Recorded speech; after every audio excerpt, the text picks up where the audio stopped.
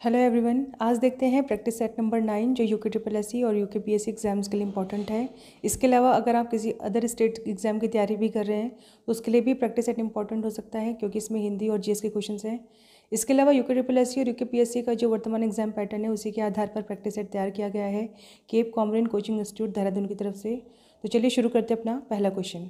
First question है, माता पिता अपने बच्चों के लिए कड़ी मेहनत करते हैं, रेखांकित वाक्य है। यानी कि रेखांकित वाक्य में जो के लिए है इसका बताना है कि ये किसको संबोधित करता है। ऑप्शन ए, बी, सी और डी में से। तो राइट आंसर हो जाएगा ऑप्शन सी। ये बताता है परसर्ग को। परसर्ग का मतलब जो है वो विभक्ति भी होता है, विभक्ति।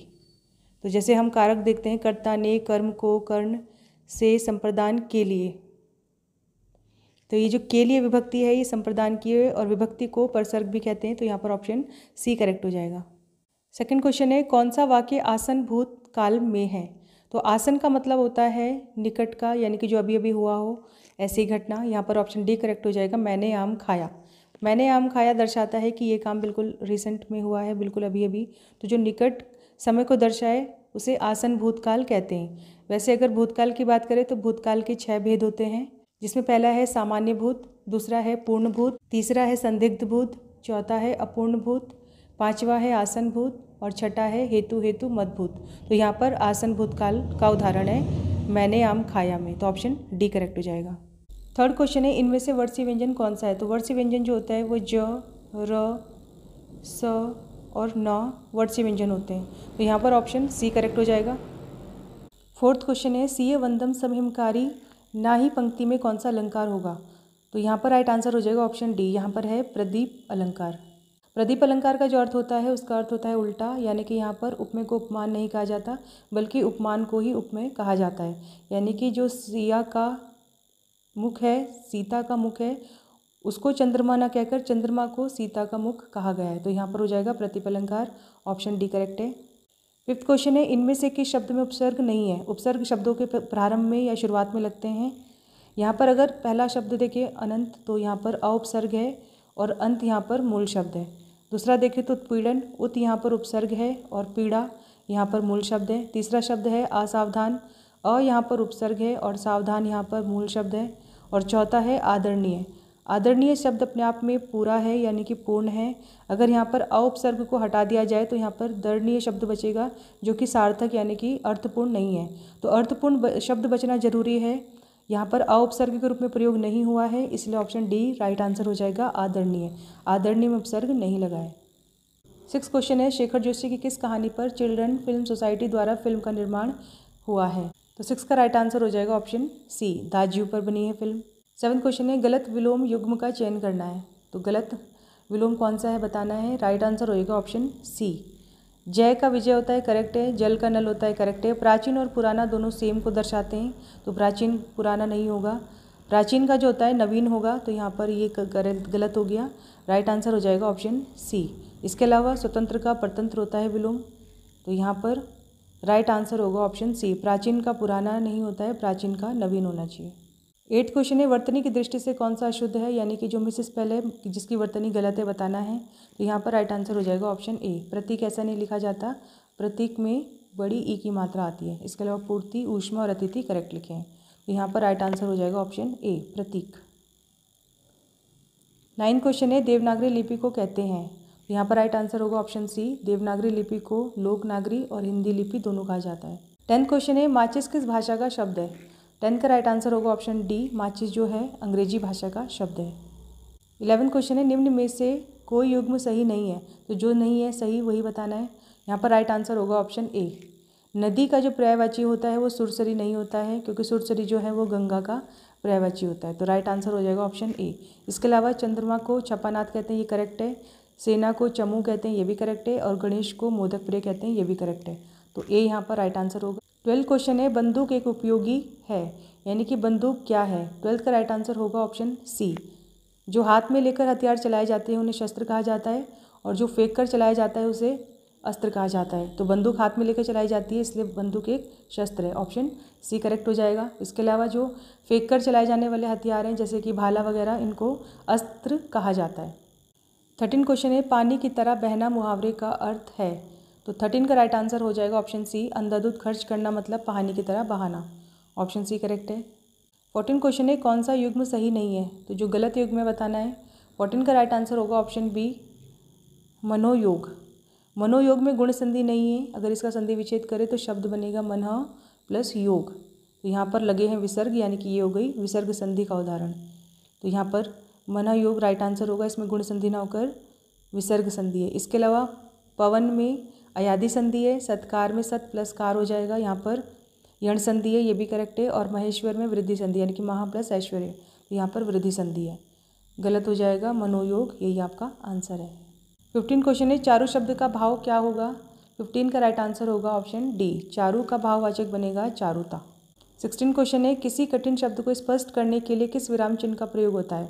अगर कोई कठिन शब्द लिखा है तो उसका जो सीधा अर्थ है यानी कि सरल अर्थ है उसे कोष्ठक में लिखा जाता है। तो 16 का राइट आंसर होगा ऑप्शन सी, ब्रैकेट में लिखा जाता है कोष्ठक में, तो राइट आंसर होगा ऑप्शन सी। 17 क्वेश्चन है जिस व्यक्ति को पत्र लिखा जाता है उसे क्या कहते हैं। तो हमारे हिंदी में जो है सिलेबस में पत्र लेखन का भी एक चैप्टर दिया है। जो व्यक्ति पत्र लिखता है उसे प्रेषक कहते हैं और जिस व्यक्ति को पत्र लिखा जाता है उसे प्रेषिती कहते हैं। तो यहाँ पर राइट आंसर होगा ऑप्शन डी, जिसको पत्र लिखा जाएगा वो प्रेषिती और जो पत्र लिखेगा वो प्रेषक होता है। 18 क्वेश्चन है तद्भव शब्द का चयन कीजिए, इनमें से जो शब्द तद्भव है बताना है। 18 का राइट आंसर होगा ऑप्शन बी, निडर जो है तद्भव है, बाकी सब सुर, गति और कमल जो हैं तत्सम शब्द हैं। इसका जो तत्सम होता है वो निर्डर होता है, निर्डर। 19 क्वेश्चन है जिसे भूमि के अंदर की जानकारी हो के लिए एक शब्द क्या होगा।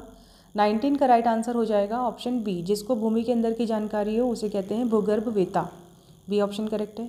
20 क्वेश्चन है अनेकार्थी शब्द नाग का अर्थ इनमें से क्या होगा। तो नाग का अर्थ होता है हाथी, ऑप्शन सी करेक्ट है। इसके अलावा नाग के और भी अर्थ होते हैं जैसे रांगा, मोथा, पान और बादल भी कहा जाता है। यहाँ पर राइट आंसर होगा ऑप्शन सी, हाथी। 21 क्वेश्चन है कौन सा त्यौहार है जो 11 मई को भगवान शिव के रूप में मनाया जाता है। तो 21 का राइट आंसर हो जाएगा ऑप्शन बी, उत्तराखंड में हरिबोधनी जो है भगवान शिव के रूप में मनाया जाने वाला उत्सव है, ऑप्शन बी करेक्ट है। 22 क्वेश्चन है राज्य में बोली भाषा संस्थान कहाँ स्थित है। तो 22 का राइट आंसर हो जाएगा ऑप्शन ए, बोली भाषा संस्थान जो है गोचर चमोली में, ऑप्शन ए करेक्ट है। 23 क्वेश्चन है उत्तराखंड का मून माउंटेन किसे कहते हैं। 23 का राइट आंसर हो जाएगा ऑप्शन ए, चंद्रशिला जो है चंद्रशिला पहाड़ी उसे उत्तराखंड का मून माउंटेन कहते हैं, ऑप्शन ए करेक्ट है। 24 क्वेश्चन है पुष्करनाथ मंदिर कहाँ है। 24 का राइट आंसर हो जाएगा ऑप्शन ए, पुष्करनाथ मंदिर बागेश्वर में स्थित है। 25 है गुमानी पंत जी की रचनाएं किस साहित्यिक काल के अंतर्गत मानी जाती है। तो 25 का राइट आंसर हो जाएगा ऑप्शन ए, ये है आदिकाल की रचनाएं, ऑप्शन ए करेक्ट है। 26 क्वेश्चन है रहाली और खलिया बुग्याल कहाँ स्थित है। 26 का राइट आंसर हो जाएगा ऑप्शन डी, पिथौरागढ़ में स्थित है रहाली और खलिया बुग्याल। 27 क्वेश्चन है राज्य में प्रतिवर्ष सीता माता की याद में कौन सा मेला मनाया जाता है। तो 27 का राइट आंसर हो जाएगा ऑप्शन सी, सीता माता की याद में मनसार मेला मनाया जाता है और ये मेला पौड़ी और टिहरी के भी कुछ क्षेत्रों में मनाया जाता है। तो राइट आंसर हो जाएगा ऑप्शन सी, मनसार मेला। 28 क्वेश्चन है राज्य के किस कवि को कविराज भी कहा जाता है। तो उत्तराखंड के किस कवि को कविराज कहा जाता है। राइट आंसर होगा रामदत्त पंत जी को, रामदत्त पंत जी को जो है कविराज की उपाधि दी गई है, ऑप्शन ए करेक्ट है। इसके अलावा सुमित्रा नंदन पंत की जो उपाधि है वो है प्रकृति का सुकुमार। 29 क्वेश्चन है राज्य की सबसे बड़ी ताल कौन सी है। 29 का राइट आंसर हो जाएगा ऑप्शन ए, उत्तराखंड की जो सबसे बड़ी ताल है वो सहस्त्र ताल है और नौकुचिया ताल सबसे गहरी ताल में आता है। तो राइट आंसर होगा ऑप्शन ए, सहस्त्र ताल। 30 क्वेश्चन है पथिक पत्रिका का संपादन किसने किया था। 30 का राइट आंसर हो जाएगा ऑप्शन बी, पथिक पत्रिका का संपादन किया था जयानंद भारती जी ने। डोलापाल की जो आंदोलन है जयानंद भारती द्वारा ही चलाया गया था। उत्तराखंड में दलित वर्ग को डोला यानी कि डोली आदि में बैठने के लिए डोलापाल की आंदोलन चला था और जयानंद भारती द्वारा ही पथिक पत्रिका का संपादन भी किया गया था। तो राइट आंसर हो जाएगा ऑप्शन बी। 31 क्वेश्चन है चौखुटिया फल उद्यान का नया नाम क्या है। चौखुटिया फल उद्यान जो है अल्मोड़ा में है और चौखुटिया फल उद्यान का नया नाम है दीनदयाल उपाध्याय फल उद्यान, ऑप्शन बी करेक्ट है। 32 क्वेश्चन है सड़क आंदोलन कब हुआ था। तो 32 का राइट आंसर हो जाएगा ऑप्शन बी, उत्तराखंड में सड़क आंदोलन शुरू हुआ था 1940 से। तो यहाँ पर राइट आंसर होगा ऑप्शन बी।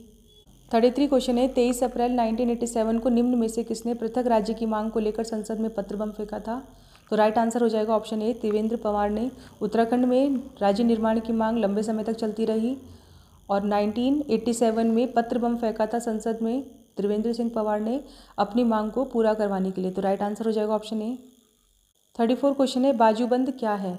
34 का राइट आंसर हो जाएगा ऑप्शन बी। उत्तराखंड में बाजूबंद जो है प्रेम गीत है, ऑप्शन बी करेक्ट है। 35 क्वेश्चन है किसानों की सुविधा के लिए बैंक ऑफ गढ़वाल किसने स्थापित करवाया था। 35 का राइट आंसर हो जाएगा ऑप्शन सी। कीर्ति शाह ने अपने समय काल में किसानों की सुविधा के लिए बैंक ऑफ गढ़वाल स्थापित करवाया था, ऑप्शन सी करेक्ट है। 36 क्वेश्चन है कुमाऊं साहित्य में चंद्रलाल चौधरी का मुख्यतः किस क्षेत्र में योगदान रहा। 36 का राइट आंसर हो जाएगा ऑप्शन सी। चंद्रलाल चौधरी जी का जो संबंध है वो गीत यानी कि संगीत के क्षेत्र में रहा है, ऑप्शन सी करेक्ट है। 37 क्वेश्चन है खाप जैसी पारंपरिक स्थानीय न्यायिक व्यवस्था उत्तराखंड के किस क्षेत्र में प्रचलित है। 37 का राइट आंसर हो जाएगा ऑप्शन ए। ये क्षेत्र में जौनपुर क्षेत्र में प्रचलित है खाप जैसी पारंपरिक न्यायिक संस्था यानी कि व्यवस्था। 38 क्वेश्चन है राज्य में कितनी ऊंचाई पर सफ़ेद रंग के बुरांस पाए जाते हैं। 38 का राइट आंसर हो जाएगा ऑप्शन ए। 11,000 फीट की ऊंचाई पर मिलते हैं। 39 क्वेश्चन है राज्य में प्रथम बार वन पंचायतों का गठन कब हुआ था। 39 का राइट आंसर होगा ऑप्शन ए। उत्तराखंड में वन पंचायतों का गठन 1931 से शुरू हुआ था, तो राइट आंसर हो जाएगा ऑप्शन ए। 40 क्वेश्चन है किस ऋतु को उत्तराखंड में स्थानीय भाषा में रूरी कहा जाता है। तो 40 का राइट आंसर हो जाएगा ऑप्शन सी। ग्रीष्म ऋतु को उत्तराखंड में यानी कि स्थानीय भाषा में रूरी कहा जाता है। इसके अलावा जो हमारी शीत ऋतु होती है इसे मुंडा या मुंसा कहा जाता है, तो ऑप्शन सी करेक्ट है। यहाँ पर ग्रीष्म ऋतु को रूरी भी कहा जाता है। 41 क्वेश्चन है आदि बद्री को स्थानीय भाषा में क्या कहा जाता है। 41 का राइट आंसर हो जाएगा ऑप्शन ए। आदि बद्री को स्थानीय भाषा में नौठा कहा जाता है। 42 क्वेश्चन है देवलगढ़ की विष्णु मूर्ति किस शताब्दी की है। देवलगढ़ जो है पौड़ी में आता है और देवलगढ़ की जो विष्णु मूर्ति मिली है ये 11वीं शताब्दी के आसपास की मिली है, तो राइट आंसर होगा ऑप्शन सी। 43 क्वेश्चन है इनमें से किस शहर की जनसंख्या सर्वाधिक है। 43 का राइट आंसर हो जाएगा ऑप्शन डी। देहरादून की जनसंख्या इनमें से सबसे ज़्यादा है, तो राइट आंसर होगा ऑप्शन डी। वर्तमान में देहरादून की जो जनसंख्या है 10 लाख से ऊपर, काफ़ी ऊपर पहुंच चुकी है, तो ऑप्शन डी करेक्ट हो जाएगा। 44 क्वेश्चन है कटकुनौला स्थित है। 44 का राइट आंसर हो जाएगा ऑप्शन ए। कटकुनौला जो है वो पिथौरागढ़ में स्थित है, ऑप्शन ए करेक्ट है। 45 क्वेश्चन है राज्य में हरियाली दिवस कब मनाया जाता है। 45 का राइट आंसर होगा ऑप्शन बी। राज्य में हरियाली दिवस मनाया जाता है 5 जुलाई को, ऑप्शन बी करेक्ट है। 46 क्वेश्चन है अखिल गढ़वाल सभा की स्थापना कब हुई थी। तो 46 का राइट आंसर है ऑप्शन डी। अखिल गढ़वाल सभा की स्थापना 10 फरवरी 1952 को की गई थी, ऑप्शन डी करेक्ट है। 47 क्वेश्चन है बागेश्वर के समीप थैलीपाटन में किस खनिज के भंडार पाए जाते हैं। तो 47 का राइट आंसर होगा ऑप्शन बी। बागेश्वर में थैलीपाटन के समीप तांबा पाया जाता है, ऑप्शन बी करेक्ट है। 48 क्वेश्चन है योजना आयोग ने टिहरी बांध बनाने के लिए उत्तर प्रदेश सरकार को कब अनुमति दी थी। 48 का राइट आंसर होगा ऑप्शन बी। योजना आयोग द्वारा टिहरी बांध बनाने के लिए अनुमति दी गई थी 1972 में, और 1978 में कार्य शुरू हो गया था। 2006 में काफ़ी हद तक कार्य पूर्ण हो गया था। 49 क्वेश्चन है मुजफ्फरनगर कांड के दोषी अफसरों के खिलाफ कार्रवाई करने के लिए गठित कौन सी कमेटी थी, यानी कि कौन सी कमेटी गठित की गई थी। तो 49 का राइट आंसर होगा ऑप्शन ए। इसके लिए बनी थी नेगी समिति, ऑप्शन ए करेक्ट है। मुजफ्फरनगर कांड जो है यानी कि रामपुर तिराहा कांड के नाम से भी इसे जाना जाता है, ये घटना 1994 में घटित हुई थी राज्य निर्माण की मांग को लेकर। 50 क्वेश्चन है सोमनाथ का ऐतिहासिक मेला कहाँ लगता है। 50 का राइट आंसर हो जाएगा ऑप्शन बी। सोमनाथ का जो ऐतिहासिक मेला है अल्मोड़ा में लगता है और पर्टिकुलर स्थान है मासी में, मासी अल्मोड़ा में लगता है सोमनाथ मेला, ऑप्शन बी करेक्ट है। 51 क्वेश्चन है दिगास अभिलेख उत्तराखंड में किस जनपद से प्राप्त हुआ है। राइट आंसर हो जाएगा ऑप्शन ए पिथौरागढ़। दिगास अभिलेख का संबंध है पिथौरागढ़ से, ये पिथौरागढ़ से प्राप्त हुआ है, ऑप्शन ए करेक्ट है। 52 क्वेश्चन है 1905 में कर्जन ने हिमालय यात्रा जिस मार्ग से की थी उसे कर्जन ट्रेल के नाम से जाना जाता है, ये कहाँ स्थित है। तो 52 का राइट आंसर हो जाएगा ऑप्शन ए। ये ग्वालदम तपोवन के पास चमोली में स्थित है, ऑप्शन ए करेक्ट है। 53 क्वेश्चन है कालिदास की पुस्तक अभिज्ञान शाकुंतलम से किस क्षेत्र की जानकारी मिलती है। तो राइट आंसर हो जाएगा ऑप्शन डी। पांचाल देश की जानकारी मिलती है। 54 क्वेश्चन है राज्य में चौरानी घाटी किस जनपद में स्थित है। 54 का राइट आंसर है ऑप्शन बी। राज्य में चौरानी घाटी जो है देहरादून में स्थित है, ऑप्शन बी करेक्ट है। 55 क्वेश्चन है लक्ष्मीदत्त जोशी के अनुसार कार्तिकेयपुर के राजा मूलतः कहाँ से थे। तो उत्तराखंड के प्राचीन इतिहास में कार्तिकेयपुर राजवंश ने लंबे समय तक राज किया था, 55 का राइट आंसर होगा ऑप्शन ए। लक्ष्मीदत्त जोशी जी के अनुसार कार्तिकेयपुर राजा जो थे वो मूलतः अयोध्या से संबंधित थे, तो ऑप्शन ए करेक्ट हो जाएगा, अयोध्या। इसके अलावा कार्तिकेयपुर की जो राजधानी थी वो जोशीमठ थी और जोशीमठ के अलावा बैजनाथ भी राजधानी बनाई थी। स्थापना की बात करें तो कार्तिकेयपुर राजवंश की जो स्थापना है वो बसंत देव के द्वारा की गई थी। 56 क्वेश्चन है, उत्तराखंड का पहला महिला जिला सहकारी बैंक किस जनपद में खोला गया है? 56 का राइट आंसर है ऑप्शन सी। उत्तराखंड का पहला महिला जिला सहकारी बैंक खोला है देहरादून में, ऑप्शन सी करेक्ट है। 57 क्वेश्चन है, ललितासुर देव के बाद उसके पुत्र भूदेव के राजा बनने का उल्लेख कहाँ से मिलता है? 57 का राइट आंसर है ऑप्शन ए। भूदेव के राजा बनने का उल्लेख मिलता है पांडुकेश्वर ताम्रपत्र से, ऑप्शन ए करेक्ट है। 58 क्वेश्चन है, मितोला आश्रम कहाँ स्थित है? 58 का राइट आंसर है ऑप्शन ए। मितोला आश्रम है अल्मोड़ा में, ऑप्शन ए करेक्ट हो जाएगा। 59 क्वेश्चन है, किसके शासनकाल में कुमाऊं में रोहिलों का आक्रमण हुआ था? 59 का राइट आंसर है ऑप्शन सी। कल्याणचंद चतुर्थ यानी कि कल्याणचंद फोर्थ के टाइम पर कुमाऊं में रोहिलों का आक्रमण हुआ था। और कहा जाता है कि कल्याणचंद फोर्थ ने परमार वंश के राजा प्रदीप शाह से मदद भी मांगी थी और प्रदीप शाह ने कल्याणचंद की मदद की भी थी रोहिलों के आक्रमण से बचने के लिए। तो यहाँ पर राइट आंसर हो जाएगा ऑप्शन सी, कल्याणचंद। 60 क्वेश्चन है, उत्तराखंड में पशुपालन विभाग की स्थापना कब हुई थी? 60 का राइट आंसर है ऑप्शन बी। उत्तराखंड में पशुपालन विभाग की स्थापना हुई थी 1944 में, ऑप्शन बी करेक्ट है। 61 क्वेश्चन है, इनमें से किस लोकसभा अध्यक्ष ने बाद में राष्ट्रपति पद का पदभार भी संभाला था? 61 का राइट आंसर है ऑप्शन बी। नीलम संजीव रेड्डी ऐसे लोकसभा अध्यक्ष थे जो बाद में देश के राष्ट्रपति भी बने थे, तो ऑप्शन बी करेक्ट है। 62 क्वेश्चन है, वित्तीय विधेयक का प्रावधान संविधान के किस अनुच्छेद में किया गया है? वित्त विधेयक का प्रावधान संविधान के अनुच्छेद 117 में किया गया है। अगर बात करें धन विधेयक की, तो धन विधेयक का जो प्रावधान है अनुच्छेद 110 में किया गया है। और एक आता है वार्षिक वित्त विवरण, जिसे बजट के नाम से जाना जाता है, उसका वर्णन संविधान के अनुच्छेद 112 में किया गया है। तो यहाँ पर पूछा है वित्त विधेयक, राइट आंसर हो जाएगा अनुच्छेद 117, ऑप्शन सी करेक्ट है। 63 क्वेश्चन है, सुप्रीम कोर्ट के न्यायाधीश को पद से हटाने के लिए सदन में कितने बहुमत की आवश्यकता पड़ती है? तो 63 का राइट आंसर है ऑप्शन बी। सुप्रीम कोर्ट के न्यायाधीश को अगर उनके पद से हटाना हो तो 2/3 बहुमत की आवश्यकता पड़ेगी। अगर 2/3 बहुमत से प्रस्ताव पास कर दिया गया है दोनों सदन में, यानी कि लोकसभा में और राज्यसभा में, तो सुप्रीम कोर्ट के न्यायाधीश को उनके पद से हटा सकते हैं। ऐसा अभी तक एक भी बार नहीं हुआ है कि सुप्रीम कोर्ट के जज को जो है उनके पद से हटाने की प्रक्रिया पूरी हुई है, यानी कि उन पर महाभियोग लगा के उनके पद से हटाया गया है। ऐसा अभी तक एक भी बार नहीं हुआ है। अगर सुप्रीम कोर्ट के जज को उनके पद से हटाना हो, यानी कि अगर वो संविधान का उल्लंघन कर रहे हैं, कार्य करने में अक्षम है, या फिर सिद्ध कदाचार के आधार पर अगर उन्हें उनके पद से हटाना हो, तो 14 दिन पहले सूचना दे दी जाती है उन्हें, और उसके बाद सदन में प्रस्ताव लाकर प्रस्ताव अगर पास हुआ तो 2/3 बहुमत से प्रस्ताव पास होने पर ही सुप्रीम कोर्ट के जज को उनके पद से हटाया जा सकता है। तो यहाँ पर राइट आंसर हो जाएगा ऑप्शन बी। 64 क्वेश्चन है, नियंत्रक एवं महालेखा परीक्षक का पद संविधान के किस देश के संविधान से प्रेरित होकर अपनाया गया है? 64 का राइट आंसर है ऑप्शन ए। ये ब्रिटेन के संविधान से प्रेरित होकर भारतीय संविधान में नियंत्रक एवं महालेखा परीक्षक, जिसे CAG यानी कि कंट्रोलर एंड ऑडिटर जनरल भी कहा जाता है, ये ब्रिटेन के संविधान से भारतीय संविधान में शामिल किया गया है। इसके लिए जो आर्टिकल है 148 है, यानी कि आर्टिकल 148 में नियंत्रक एवं महालेखा परीक्षक के पद का प्रावधान संविधान में किया गया है। नियुक्ति की बात करें तो नियुक्ति राष्ट्रपति करता है, और नियंत्रक एवं महालेखा परीक्षक जो है सरकार के सभी लेखों की ऑडिटिंग करता है। 65 है, राज्यपाल किस अनुच्छेद के तहत मुख्यमंत्री की नियुक्ति करता है? 65 का राइट आंसर है ऑप्शन डी। अनुच्छेद 164 के तहत राज्यपाल मुख्यमंत्री की नियुक्ति करता है, ऑप्शन डी करेक्ट है। 66 क्वेश्चन है, विधानसभा की संरचना का प्रावधान किस अनुच्छेद में किया गया है? तो राइट आंसर हो जाएगा ऑप्शन बी। आर्टिकल 170 में विधानसभा की संरचना का प्रावधान किया गया, यानी कि विधानसभा में कितने सदस्य हो सकते हैं।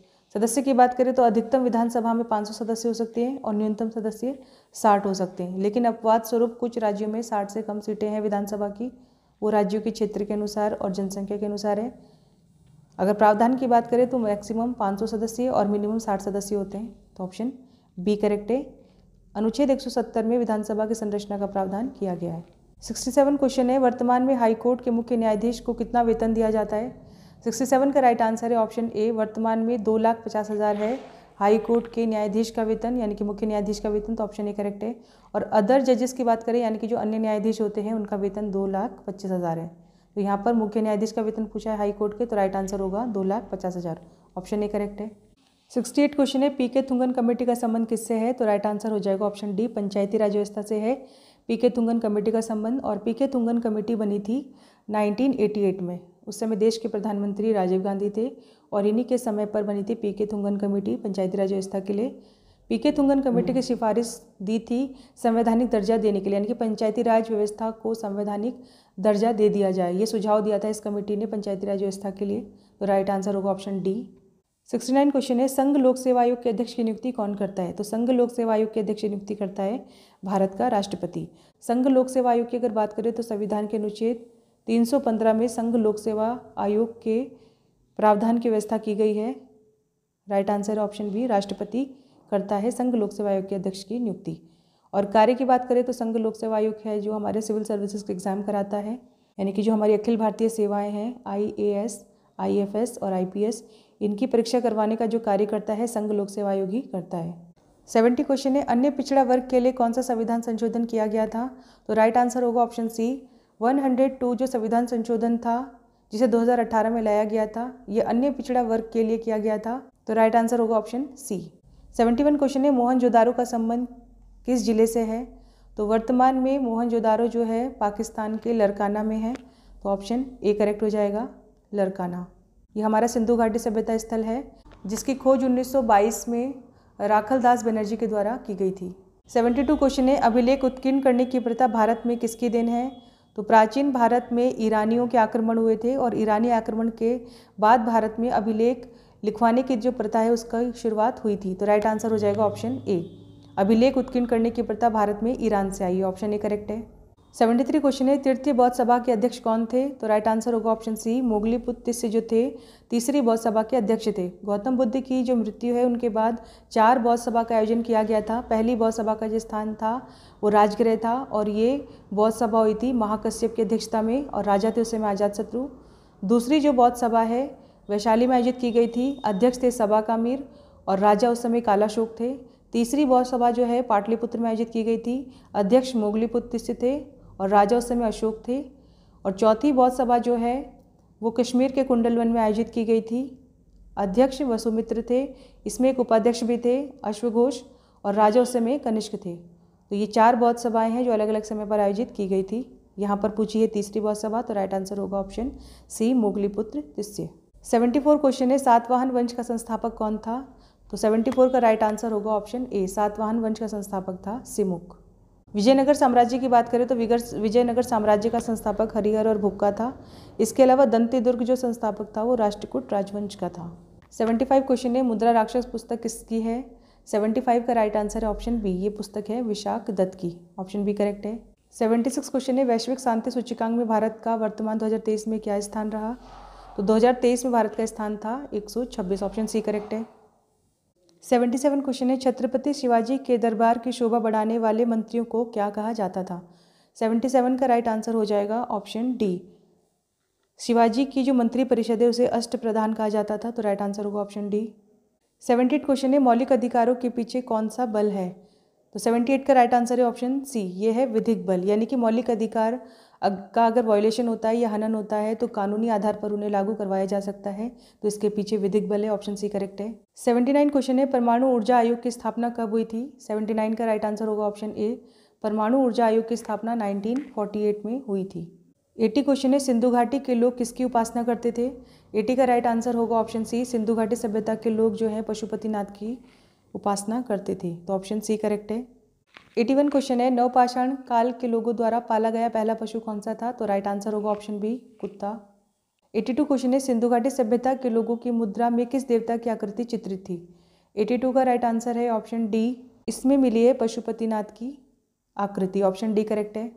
83 क्वेश्चन है, बौद्ध धर्म से संबंध अर्धगोलाकार अंत्येष्टि संबंधित टीले को क्या कहते हैं? तो अर्धगोलाकार जो अंत्येष्टि है इसे कहते हैं स्तूप, ऑप्शन डी करेक्ट है। 84 क्वेश्चन है, आजीवक संप्रदाय के संस्थापक कौन थे?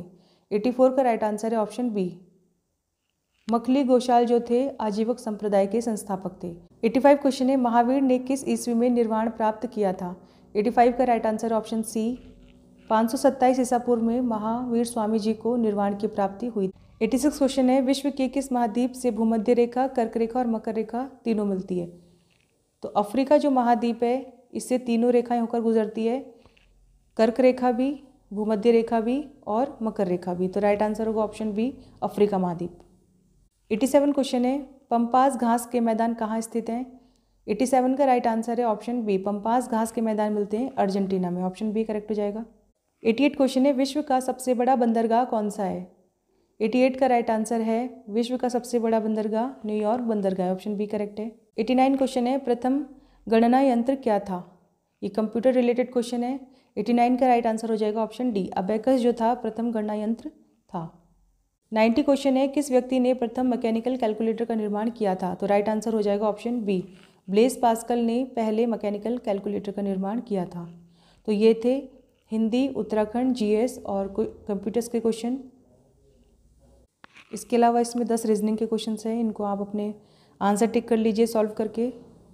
अपना स्कोर भी काउंट कीजिए, अगर आपका स्कोर 70 अराउंड आता है तो एक अच्छा स्कोर है।